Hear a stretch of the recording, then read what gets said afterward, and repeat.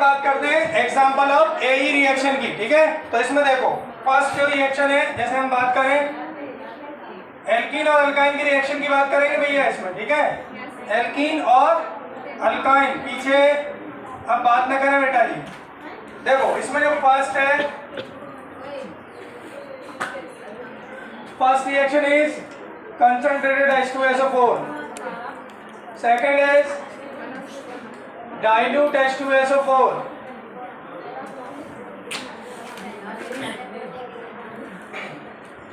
फिर इसके बाद में concentrated HX, फोर्थ रिएक्शन इसमें है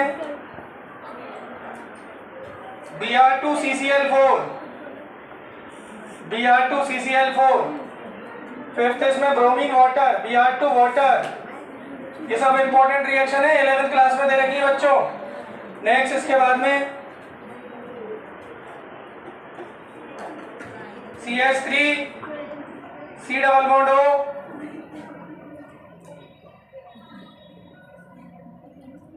फर्स्ट सेकंड इसे हम ट्रीट करते हैं सोडियम बोरोहाइड्रेट से। याद होगा आपको, this reaction is known an oxymercuration demercuration. ये रिएजेंट मैं आपको सबकी शॉर्ट ट्रिक बताऊंगा, चिंता ना करें, लिखें आप लोग। अगली रिएक्शन है हाइड्रोबोरेशन ऑक्सीडेशन, BH3 में हम जब ट्रीट करते हैं BH3 को हम लेते हैं टेट्राहाइड्रोफ्यूरॉन। ये 12th क्लास की रिएक्शन है बेटा, एल्कोहल में दे रखी है आपको। इसमें लेते हैं हम hydrogen H2O2 hydrogen peroxide with alkaline medium. पीछे क्या हो रहा है, बात मत करो।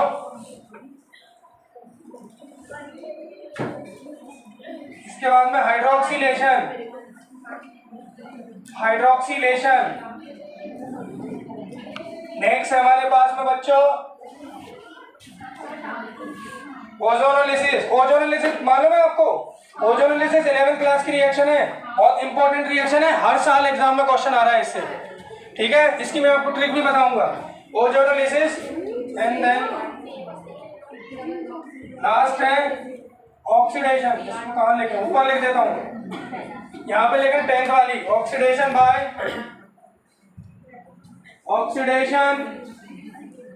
Oxidation using KMnO4। सुनो सुनो सुनो सुनो, आप क्या करना है, ये ओजोनोलिसिस के बाद इसको मतलब नीचे ही लिखना है, यहाँ जगह नहीं थी इस वजह से मैं ऊपर लिखा है, ठीक है। तो ये 10 टाइप की रिएक्शन हम डिस्कस करेंगे। इसमें मतलब जितनी भी हमारी ER टाइप की रिएक्शन है वो सारी कवर हो जाएंगी, ठीक है जी। छापे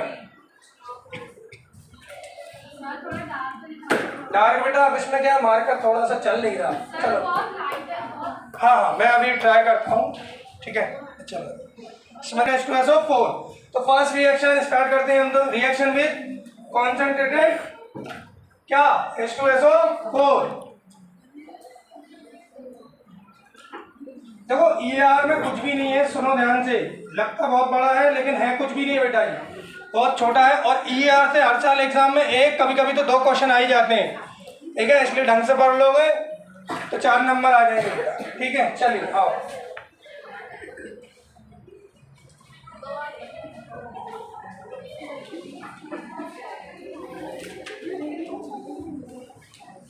फर्स्ट इसमें हम देखने जा रहे हैं बेटा जी रिएक्शन में पहली रिएक्शन अभी दिख रहा है सब लोगों को, रिएक्शन में कॉन्सेंट्रेटेड H2SO4। इंपॉर्टेंट है, समझना है ना हर एक रिएक्शन। इधर देखिए, सबसे पहले वो एल्कीन की रिएक्शन करा रहे हैं हम लोग, RCH डबल बॉन्ड CH2, ठीक है। अब सुनो, अरे बाद में छापना, एक देखो।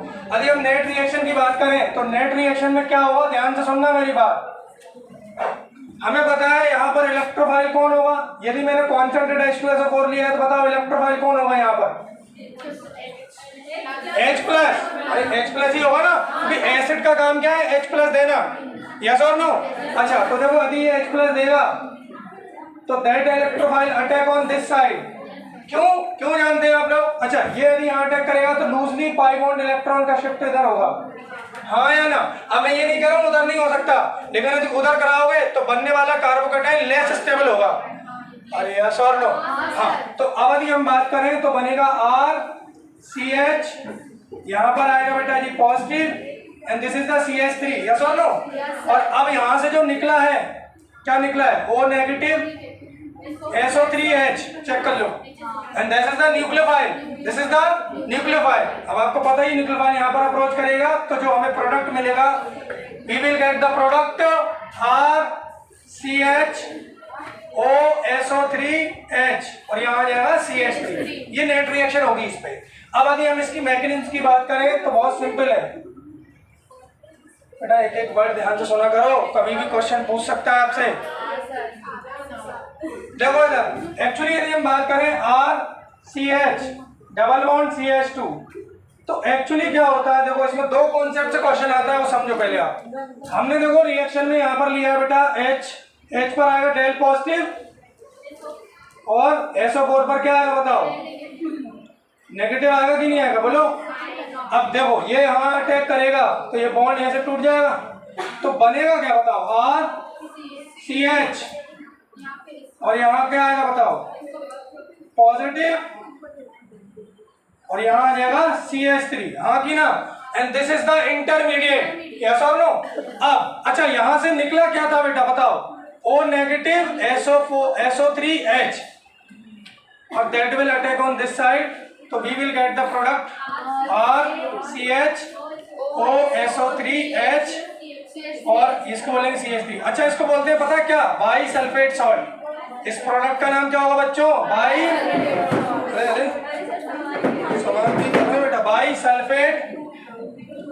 बाई सल्फेट सॉल्ट, ठीक है जी। अब सुनो मेरी बात सुनो, यहाँ इंपॉर्टेंस किस बात का है? ये देखो ये क्या इंडिकेट कर रहा है? Reaction is reversible. अरे यस और नो? अब बात ये आती है सर रिएक्शन रिवर्सिबल क्यों है? देखो this reaction is based on RNS concept based. RNS का नाम सुना है आपने? ठीक है, जो लॉरी बेस्ड कॉन्सेप्ट का नाम सुना होगा। क्या होता है वो? क्या कॉन्सेप्ट है? देखो ऐसे तो एसिड बेस की बहुत सारी डेफिनेशन होती है बेटा, लेकिन according to Lowry Bronsted concept क्या होता है? एसिड वो होता है जो H+ डोनेट करता है और बेस वो होता है जो एक्सेप्ट करता है। मतलब कि जो प्रोटॉन डोनेट करता है वो एसिड होता है और जो प्रोटॉन एक्सेप्ट करता है वो बेस होता है। तो देखो यहाँ ध्यान से, ये रिएक्शन एसिड बेस रिएक्शन है, चेक करो। एसिड है, H+ दे रहा है और ये क्या होगा? बेस, क्योंकि ये प्रोटॉन को एक्सेप्ट कर रहा है। तो this reaction is based on acid base reaction और आपको पता होगा acid base reaction is reversible reaction. अरे बात समझ में आ रही है? छापी रिएक्शन में डाइल्यूट H2SO4। अब देखो यहाँ पर इंपॉर्टेंट है, एक्चुअली रिएक्शन में हमसे यहीं से क्वेश्चन आता है और एक क्वेश्चन और पूछा जाता है यहाँ पे एक्चुअली देखो इस कॉन्सेंट्रेट H2SO4 में एक ही टाइप का प्रोडक्ट बनता है, लेकिन डाइल्यूट में दो टाइप के प्रोडक्ट बनते हैं। मैं अभी आपको बताऊंगा कैसे। देखो समझो आप। अच्छा देखो अभी हम बात करें रिएक्शन विद डाइल्यूट H2SO4 की, तो जरूरी नहीं है कि वो आपको डाइल्यूट H2SO4 ही दे, वो आपको हाइड्रेशन लिख के दे सकता है। देखो सेकंड रिएक्शन है रिएक्शन विद डाइल्यूट H2SO4, इसकी जगह वो आपको दे सकता है H3O पॉजिटिव। कैसे? मैं अभी समझाऊंगा आपको। या आपको दे सकता है H2OH+। इन सबका मतलब क्या है? Acidic hydration. क्या मतलब है इसका? Acidic hydration. 12th क्लास में ये रिएक्शन दे रखी है बेटा जी, एल्कोहल चैप्टर में मिल जाएगी आपको, हालांकि हाइड्रोकार्बन में भी है लेकिन 12th में आपको मिलेगी। एसिडिक हाइड्रेशन बोलते हैं इसको। देखो ध्यान से, नेट रिएक्शन की बात करें, ध्यान से सुनना प्लीज, स्टॉप राइटिंग। इधर देखिए हमारे पास मान लो बेटा जी ये RCH, यहाँ पर मैं आपको एक कॉन्सेप्ट बताऊंगा जो एल्डिहाइड कीटोन में भी आपको काम आएगा। हो गया एल्डिहाइड कीटोन? चलिए हो गया, हो ना हो। अब देखो आगे जो काम आएगा वो रिएक्शन में आप समझो। यहाँ पे देखो नेट रिएक्शन की बात करें बच्चों, तो यहाँ पर आप कुछ भी ले लो, जैसे मान लो मैंने H2 in the presence H+ लिया, तो ओवरऑल क्या होता है? इसमें एडिशन ऑफ वाटर होता है, इसलिए हम क्या बोल रहे हैं? हाइड्रेशन। अरे बात समझ में आ रही? ठीक है, देखो किसी वाटर का किसी मॉलिक्यूल पे जुड़ना क्या कहलाता है? हाइड्रेशन। ठीक है, और वो हाइड्रोलिसिस क्या होता है? जब वाटर किसी मॉलिक्यूल को ब्रेक करता है, दैट इज कॉल्ड हाइड्रोलिसिस, है ना? समझ रहा बात को, है ना? और डिहाइड्रेशन का मतलब क्या होता है कि किसी मॉलिक्यूल से वाटर का रिमूवल हो जाए। ये कॉन्सेप्ट बिल्कुल ध्यान रखा करो, ठीक है? चलो अब आप देखें एक्चुअली होता क्या है बच्चों, RCHOH और CH3, ये बनता है इसमें final product and that is the alcohol. अब देखो अभी इसमें प्रॉब्लम क्या है, यहाँ समझने जरा, ये चीज आप मैकेनिज्म के थ्रू समझोगे। हमें ये लगता है ये हमने यदि हाइड्रोलिसिस किया है तो यहाँ पर H+ जुड़ गया और यहाँ पर कौन जुड़ गया? OH-, यही तो हुआ है बेटा। लेकिन देखो क्या हम ओनली वाटर लेंगे तो क्या ये रिएक्शन फिजिबल हो पाएगी क्या? क्यों नहीं? ओनली वाटर लेंगे तो क्या ये रिएक्शन फिजिबल हो पाएगी? आप ध्यान से देखो, ध्यान से, जहां जहां हमने वाटर लिया है वहां पर हमने एसिड की प्रेजेंस ली हुई है। इसका मतलब कुछ तो लफड़ा है। क्या लफड़ा है जी? क्यों नहीं आया हमने? देखो ओवरऑल आप देखो तो यहाँ पर H+ जुड़ा है और यहाँ पर क्या जुड़ा है? OH-। तो क्या ओनली वाटर लेने से काम चलेगा क्या? नहीं, क्योंकि देखो water as a nucleophile participate करता है रिएक्शन में। ध्यान रखना वाटर कभी भी H+ OH- में डिसोसिएट होगा ही नहीं। बात समझ में आ रही है? क्यों? यदि हम ओनली वाटर ले लें तो वाटर वो नहीं है जो रिएक्शन को इनिशिएट कर पाए, क्योंकि रिएक्शन को इनिशिएट करने के लिए जरूरी कौन है? इलेक्ट्रोफाइल, और वाटर कभी भी इलेक्ट्रोफाइल की तरह बिहेव नहीं करेगा। क्या बात समझ में आ रही है? इसका मतलब आपको सोर्स ऑफ एसिड लेना पड़ेगा। अब सोर्स ऑफ एसिड क्या करेगा? वो प्रोटॉन देगा, प्रोटॉन बोले तो H+। क्या बात समझ में आ रही है? तो देखो यहाँ ध्यान से, यदि हम मैकेनिज्म की बात करें बच्चों तो सुनना मेरी बात, बहुत ध्यान से सुनना। यहाँ पर आपसे क्वेश्चन पूछा जाता है RCH-CH2 मैकेनिज्म की यदि बच्चों हम बात करें तो देखना, सबसे पहले यहाँ पर देखो आप, हमने क्या लिया है? H+। कोई भी ऐसा नहीं है, देखो मेरी बात सुनो, हम डाइल्यूट H2SO4 ले लें तो ये भी सोर्स ऑफ H+ है, H3O पॉजिटिव ले लें ये भी सोर्स ऑफ H+ है, और ये ले लें तो भी ये सोर्स ऑफ H+ है। इन तीनों में से हम कुछ भी लेंगे अल्टीमेटली वो H+ देगा, तो रिएक्शन को इनिशिएट करेगा। अरे बात समझ में आ रही? तो अब यदि आप देखो बच्चों तो ये क्या करेगा बताओ? ये यहाँ पे ऐसे अटैक करेगा और ये बॉन्ड इधर शिफ्ट होगा। बोलो मानते हो? बोलो बोलो। अब देखो RCH पर positive and this is the CH3। अच्छा किसी को ये तो डाउट नहीं उधर बॉन्ड क्यों शिफ्ट नहीं हुआ? उधर हो सकता है लेकिन बनने वाला कार्बोकैटायन यही स्टेबल होगा, यस और नो? अच्छा देन अब तुम देखो, अब ध्यान से सुनना मेरी बात में जो तुमसे कह रहा हूं। रिएक्शन में हमारे पास यहाँ दो टाइप की न्यूक्लियोफाइल है, यदि आपने ध्यान से देखा हो तो। देखो ध्यान से, कौन कौन से न्यूक्लियोफाइल हो सकते हैं यहाँ पे? बताओ जल्दी से बताओ। OH- नहीं, OH- क्यों? अरे यदि बेटा OH- न्यूक्लियोफाइल होता है यहाँ पर तो फिर हम कोई और दूसरा एसिड लेते ही नहीं, फिर तो वाटर ही काम कर लेता। तो वही तो समझा रहा हूँ आपको। OH- कब आएगा? जब वाटर डिसोसिएट होगा, लेकिन वाटर तो डिसोसिएट ही नहीं हो रहा। बात समझ में आ रहा है? यदि आपको OH- न्यूक्लियोफाइल चाहिए, यदि आपको OH- न्यूक्लियोफाइल चाहिए तो वो वाटर से नहीं आएगा बेटा, उसके लिए आपको दूसरा सोर्स लेना पड़ेगा, दैट इज NaOH, क्योंकि NaOH डिसोसिएट हो सकता है Na+OH- में। समझ रहे हो बात को? तो इसका मतलब देखो, अब ध्यान से सुनना मेरी बात, मैं तुमसे क्या कह रहा हूं। इसमें एक न्यूक्लियोफाइल तो कौन होगा? देखो HSO4 नेगेटिव चेक कर लो वो ऊपर, क्योंकि वो भी तो देखो H+ देगा तो नेगेटिव पार्ट यही तो जनरेट होगा। और सेकंड पार्ट इसमें क्या होगा बताओ जल्दी से? As a whole water molecule, water as a completely attack करता है। ध्यान रखना इस बात का, वाटर डिसोसिएट नहीं हो सकता। अच्छा ये नहीं, मैं ये नहीं कह रहा हूं कि वाटर कभी भी डिसोसिएट नहीं होगा, लेकिन अभी नहीं हो सकता। क्यों? क्योंकि वाटर जो है वो वीक एसिड है। अरे वीक एसिड है ना, और जिसकी रिएक्शन आप करा रहे हो वो वीक बेस है। अरे एल्कीन वीक बेस ही है। प्रोटॉन लेने का काम कौन कर रहा है यहाँ पे बताओ मुझे? एल्कीन। तो एल्कीन इतना अच्छा बेस थोड़ी है कि वो वाटर से H+ ले ले। आगे आप देखेंगे वाटर भी H+ देने का काम कर सकता है, लेकिन वहां पर आप ये भी देखेंगे कि वाटर से जो H+ ले रहा है वो बेस स्ट्रॉन्ग होगा। भाई दोनों में से एक तो रिएक्टिव हो, या तो स्ट्रॉन्ग बेस हो या स्ट्रॉन्ग एसिड हो। अब जैसे देखो, अब आप कहेंगे सर कि फिर ऐसे यहाँ कैसे हो गई? तो यहाँ जो H+ दिया है वो वाटर ने थोड़ी दिया है, वो तो एसिड ने दिया है। And that acid the H2SO4 और वो तो स्ट्रॉन्ग है ना, तो एसिड, तो रिएक्शन हो जाएगी। क्या बात समझ में आ रही? अब तुम देखो, यदि ये अटैक करता है तो बताओ बेटा बनने वाला प्रोडक्ट क्या होगा? RCH, बताओ SO4H पाई सल्फेट आयन, हाँ कि ना? और यदि वाटर अटैक करेगा तो बनेगा RCHOH CH3, बोला हाँ कि ना? अब मुझे ये बताओ which one is the major product? क्यों भाई क्यों? क्यों वाटर ये क्यों है मेजर, ये क्यों नहीं है? यही क्वेश्चन आता है एग्जाम में, बताएं रीजन बताएं, बताओ। अब देखो तुम ये पढ़ाई कर रहे हो, क्यों होगा मेजर ये तुम्हें पता नहीं है? देखो सुनो, क्योंकि वाटर बल्क में है। अरे वाटर बल्क में है ना, देखो यहाँ पर भी देखो जो आपने H2SO4 लिया वो डाइल्यूट लिया है। डाइल्यूट का मतलब पानी ज्यादा है और एसिड कम है। उधर देखो वहां कॉन्सेंट्रेटेड लिया था हमने, दोनों का इंपॉर्टेंस समझ में आ रहा है? वहां पर वाटर की प्रेजेंस थी नहीं, इसलिए ओनली अटैक ये कर रहा था। लेकिन यहाँ पर तो वाटर प्रेजेंट है और वो बल्क में है। क्या बात समझ में आ रही? अरे ये बल्क में है तो इससे बनने वाला प्रोडक्ट भी क्या होगा? मेजर। अरे हाँ कि ना बोलो?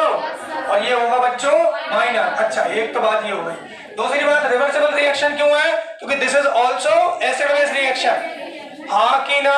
अच्छा इंपॉर्टेंट बात यहाँ पर मुझे ये बताओ बच्चों कि सोर्स ऑफ इलेक्ट्रोफाइल कौन है? ये पूछा जाएगा आपसे, बताओ सोर्स ऑफ इलेक्ट्रोफाइल कौन है यहाँ पर? सोर्स ऑफ इलेक्ट्रोफाइल और सोर्स ऑफ न्यूक्लियोफाइल,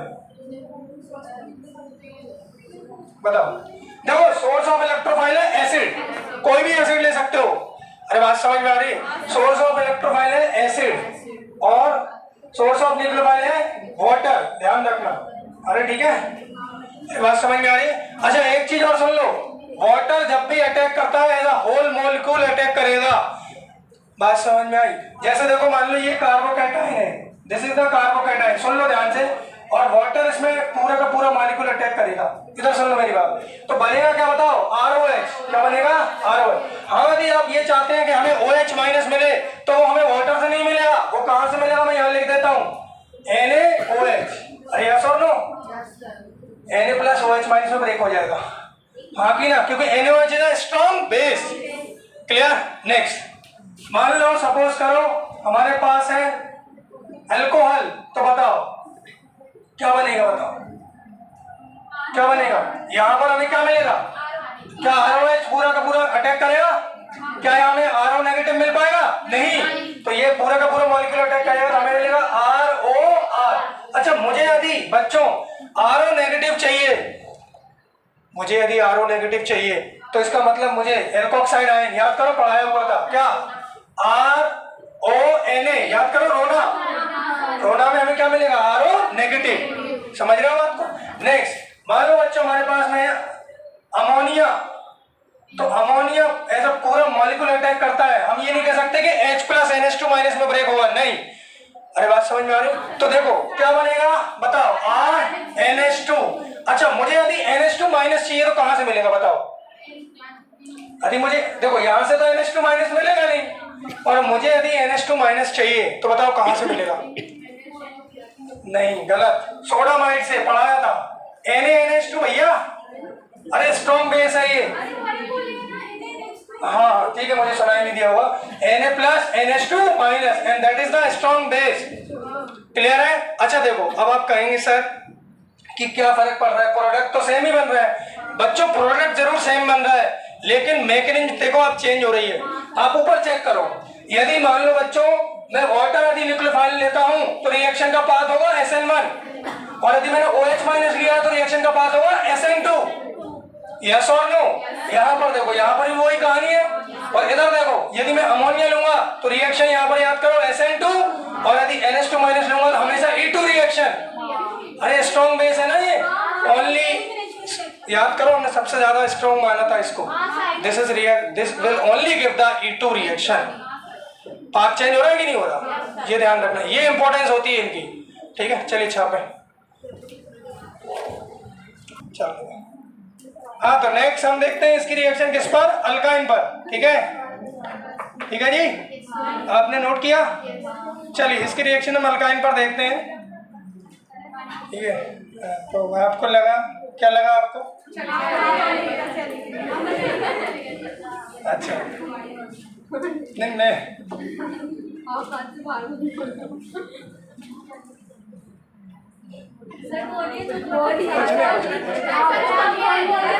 नहीं बोल रहा क्या? नहीं तो क्या बोल सकते हैं? रहना मालूम पड़े, क्या मालूम पड़े? अरे ऐसा कुछ नहीं। किसने बोला आप? नहीं नहीं देखो ऐसा कुछ भी नहीं है, थोड़ा काम रहता है, ऐसा कुछ भी नहीं। सबका अपना अपना काम। देखो क्या काम है आपको क्या बताओ आपको है? देखो क्या है। चलो देखो नेक्स्ट देखते हैं हम लोग अल्काइन की। कुछ नहीं पढ़ो आप, देखो आप पढ़ो बस, ठीक है? आपको सिलेबस करवा देंगे, चिंता ना करें, ठीक है? ठीक है, मैं जानता हूँ मेरी फैन फॉलोइंग ज़्यादा है, ठीक है? चलिए करवाते हैं, उसको भी करवाते हैं, ठीक है? चलिए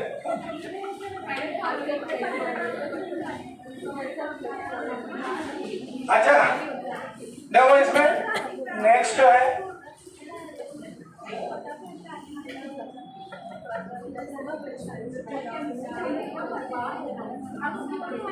रिएक्शन। नेक्स्ट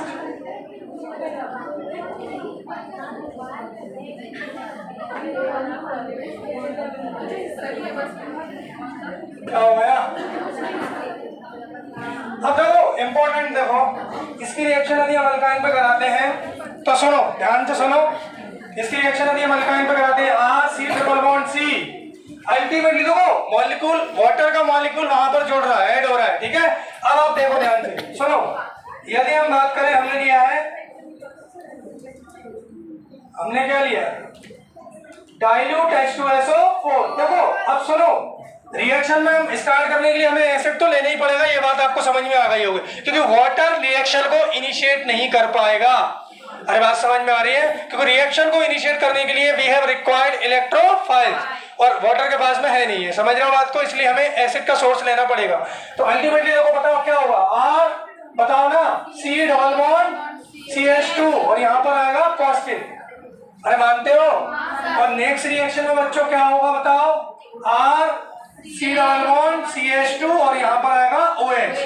अब देखो ये इनॉल का फॉर्मेशन हुआ है, यहाँ पर इंपॉर्टेंट है, ध्यान से देखो इनॉल। और आपने टॉटोमेरिन में पढ़ा होगा, सर ने आपको पढ़ाया होगा कि enol convert into keto form, yes और no? This enol form will convert into keto form, because आप जानते हैं generally keto is more stable than enol form. तो अब देखो मैं आपको बता देता हूं कि कैसे आप इनॉल को कीटो में कन्वर्ट करेंगे बच्चों। कुछ नहीं करना आपको, ये हमें आगे भी काम आएगा, इसलिए ध्यान से समझ लेना। इस H, ये H दिख रहा है आपको? इस H को उठा के यहाँ पर रख दो और इस डबल बॉन्ड को उठा के यहाँ पर रख दो, तो क्या बनेगा बताओ? R, बोलो बोलो, R≡CH3, yes or no? And this is the ketone, this is the ketone। अच्छा बच्चों मेरी बात सुनो, अभी तो ये कीटोन बना है, यदि मान लो मैं R, वो देखो R दिख रहा है सबको, यदि मैं R की जगह वहां H ले लेता तो this is the acetylene. Acetylene gas का नाम सुना आपने? एसिटाइलिन। और एसिटाइलिन से आपको क्या मिलता? कीटोन नहीं, एल्डिहाइड। एल्डिहाइड मिलता ना, इसका मतलब acetylene only give the aldehyde, otherwise all the rest of the alkyne will give the ketone. क्या बात समझ में आ रही है? अरे हाँ है ना तो बोलो हाँ। अच्छा एक पहली बात तो ये हो गई।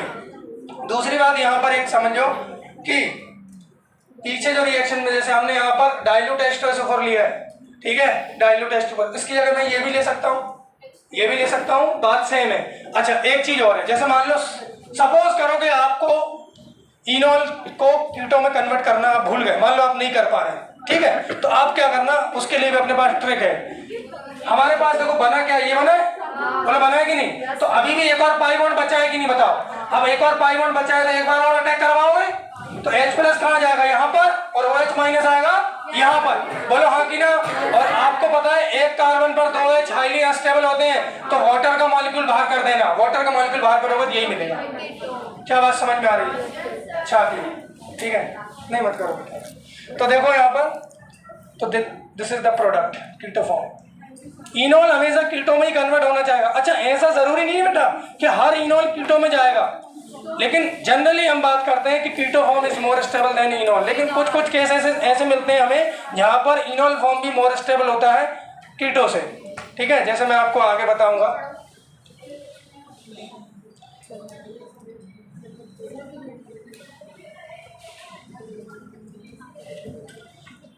हाँ भाई, नोट करें आप लोग, ठीक है। इसमें आप एक लाइन लिख लेना,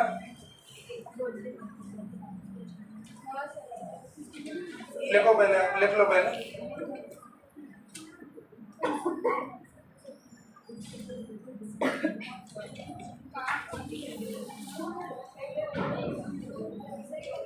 हाँ भाई, कंप्लीट? यस सर, हो गया सभी का? इसमें एक लाइन लिखो फिर आप लोग। 12th वाले आज खुशी का ठिकाना नहीं, 12th वालों का इतने खुश हैं, और पूरी क्लास आई है, पूरी क्लास पूरी क्लास आई है। चलो आज तो बिल्कुल मजे हैं सर, आज ऑर्डर पे आप दे दीजिए। ठीक है, मतलब खाना मिलेगा बढ़िया। आप भी बहुत खुश हो सर। मैं खुश नहीं, मैं खुश नहीं। क्यों सर खुश हो? मैं ऐसे खुश हो क्यों? चलो, नहीं नहीं, ऐसा नहीं सोचते बेटा, कोई भी मतलब अच्छा टीचर कभी भी नहीं सोचता, हालांकि मैं उतना अच्छा नहीं हूँ, ठीक है, लेकिन फिर भी मैं इतना बुरा नहीं सोचता हूँ। चलो लिखो, इसमें 2 लाइन लिखिए आप, दो लाइन लिखो आप, लिखिए।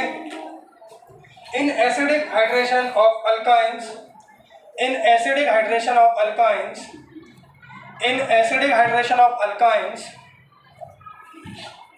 ओनली एसिटाइलिन, इधर देखो, ओनली एसिटाइलिन, ये एसिटाइलिन नहीं है, एसिटाइलिन क्या होता है? CH triple bond CH, only acetylene give aldehyde, only acetylene give aldehyde, give aldehyde and rest of aldehyde, and rest of aldehyde, rest of aldehyde, sorry rest of aldehyde क्यों है, rest of alkynes लिखो, sorry rest of alkynes, rest of alkynes mainly give क्या? Ketone. अच्छा, एक चीज और समझ लो यहाँ पे, बस लास्ट 2 मिनट, क्योंकि ये रिएक्शन फिर खत्म हो जाएगी, अगली क्लास में हम नेक्स्ट रिएक्शन स्टार्ट करेंगे। इधर देखो, मान लो बच्चों, देखो हम क्या कह रहे हैं, सुनना मेरी बात, प्लीज बात ना करें। HC ट्रिपल बॉन्ड CH, इसकी रिएक्शन जो हम करा रहे हैं बच्चों, सुनना, किसके साथ?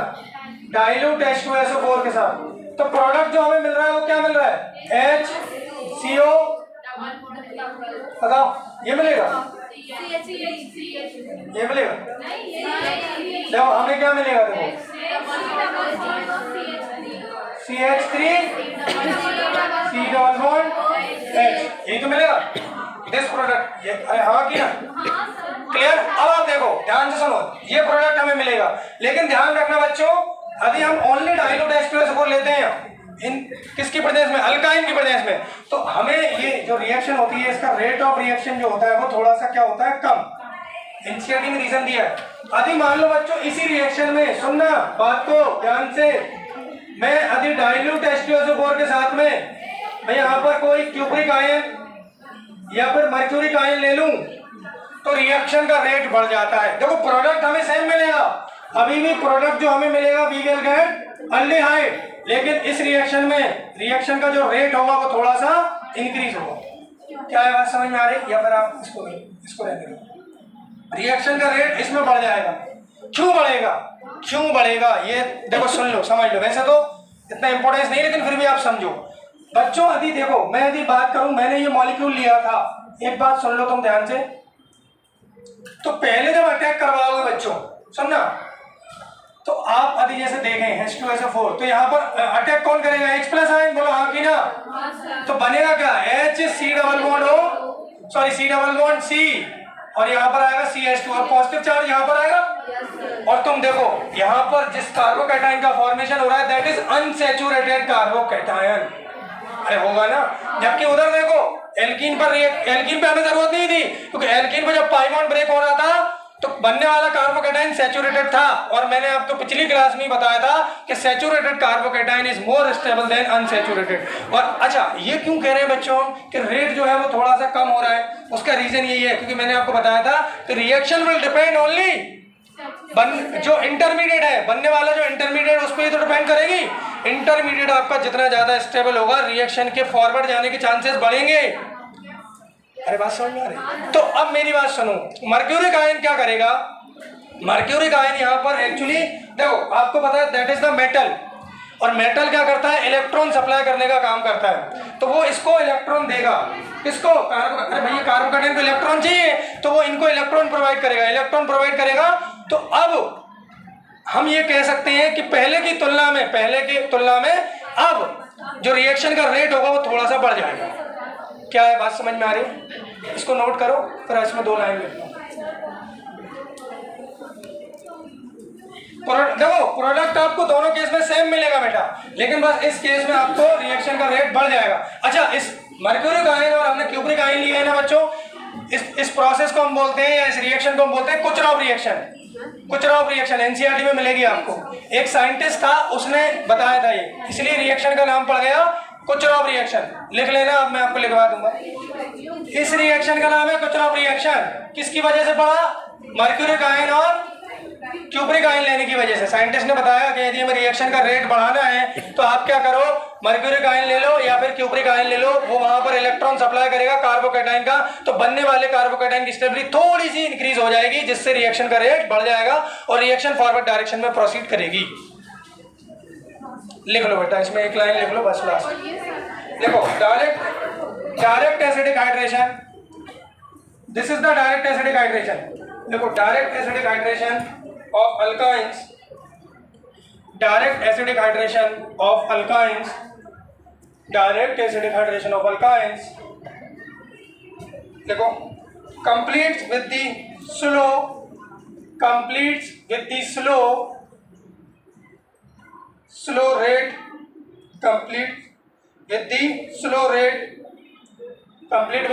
slow rate। लिख लिया? आगे लिखे बेटा, if the reaction is carried out